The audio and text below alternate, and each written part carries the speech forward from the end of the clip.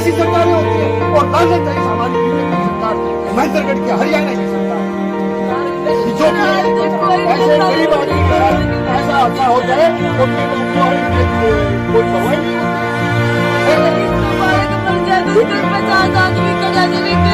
मैं एक बात बताता हूँ, बेटी आपकी नहीं थी, ये वो आई हुई है आज, सब आपकी मदद के लिए है।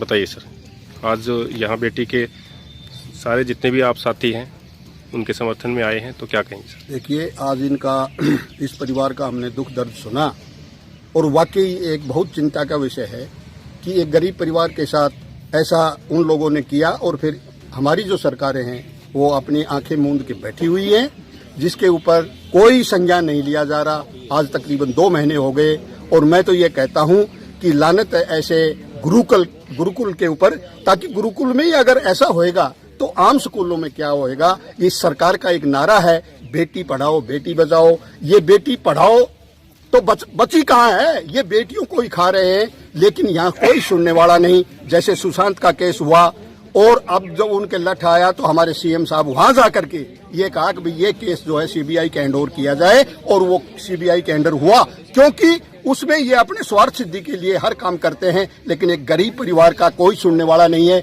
मैं ये कहना चाहता हूं कि जैसे हमारे वकील साहब साहिबा भी आई हैं, नौजवान साथी आए, पूरे इलाके से हमारे यहाँ आदमी आए हुए हैं, इनमें एक गर्मजोशी का जोश है कि या तो इस बेटी को न्याय मिले, अन्यथा प्रशासन को हम चेताना चाहते हैं, हम रोडों पे उतरेंगे ताकि आगे जो खतरा होएगा वो सरकार स्वयं जिम्मेवार होगी। मैं एक बात जरूर कहना चाहता हूं कि सरकार को अवश्य इस बात को देखना चाहिए, गरीब परिवार की बेटी को जो है न्याय मिलना चाहिए। अगर न्याय सरकार नहीं चाहेगी तो ये जनता जरूर चाहेगी, एक दिन रोड पर आएगी और यहाँ आपस के अंदर लोग कट कट के मर जाएंगे, लेकिन इस बेटी को न्याय दिलाकर रहेंगे। हम तो ये शपथ लेके आज यहाँ से जा रहे हैं। उनकी पूरी कहानी स्वयं उस बेटी की माँ के मुंह से हमने सुनी है, वाकई दर्दनाक कहानी है। मैं फिर दोबारा एक बात कहना चाहता हूँ कि जैसे हमारे साहब, सुबह मेरे पास भी फोन आया था, कल भी आया था, एसडीएम साहब ने भी यही बात कही है कि मैं प्रशासन से ऊपर बड़े अफसरों से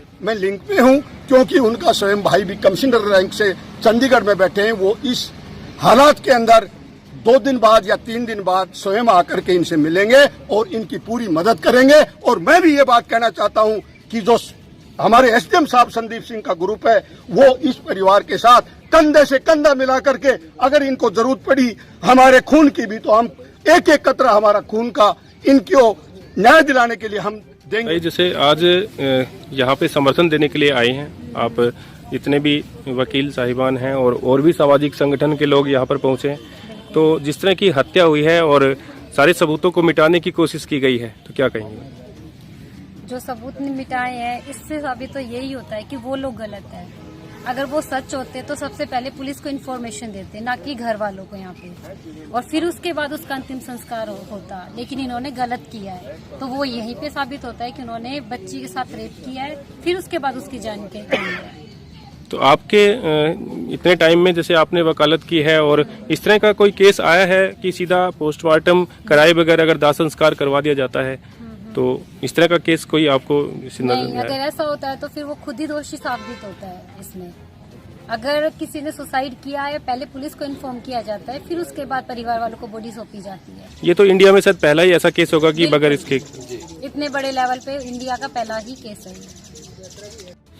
बाबा रामदेव ने गुरुकुल खोला है तो उस गुरुकुल को बंद ही करवाना चाहिए, अगर ऐसे जघन्य अपराध होते हैं तो। और ये पूरा दोंगड़ा गांव नहीं, पूरा एरिया इनके साथ है जी जान से। ये जैसे आज गुड़िया के समर्थन में आप आए, हम पूरा एसडीएम संदीप सिंह जी के दिशा निर्देश पर यहाँ आए हैं और इस पूरे परिवार को ये आश्वस्त करने के लिए आए हैं कि इनके मदद के लिए हम 24 घंटे तैयार हैं। कहीं भी इनको जाना हो, इनके वकील की व्यवस्था हो या कुछ और हो, वो एसडीएम संदीप सिंह जी की तरफ से की जाएगी।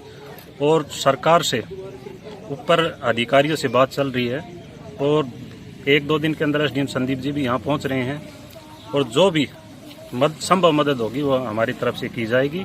इस परिवार को हम आश्वस्त करना चाहते हैं। दूसरा कि हम सरकार से, हरियाणा सरकार से ये मांग करते हैं कि वो यूपी सरकार से मांग करे कि इसकी सीबीआई जांच की जाए या किसी और निष्पक्ष एजेंसी से इसकी जांच करवाई जाए, दूध का दूध पानी का पानी हो और इस बच्चे को न्याय दिलाया जाए, वरना हम जल्दी ही सड़कों के ऊपर आएंगे और इस सरकार की, इस प्रशासन की ईंट से ईंट बजा के रख देंगे। जैसे आज आप यहाँ समर्थन के लिए आए हैं बच्ची के, सर सबसे पहले तो ये बताना चाहेंगे कि ये जो सपना थी खाली इनकी बेटी नहीं थी, हमारी भी छोटी बहन थी, इस पूरे इलाके की बेटी थी। इनके साथ जो भी हुआ वो बहुत ही गलत हुआ, बहुत ही शर्मनाक हुआ।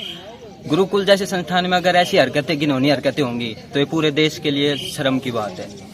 अगर गुरुकुल में अगर ऐसे घिनौने काम चलते रहे, क्या पता और भी चल रहे हो। जिस हिसाब से इन्होंने सबूत मिटाने की कोशिश की है, उस लड़की को उन्होंने सुसाइड करता हुआ दिखाया है, तो ये ऐसा प्रतीत होता है कि वहाँ और कुछ भी ऐसा काम होता होगा।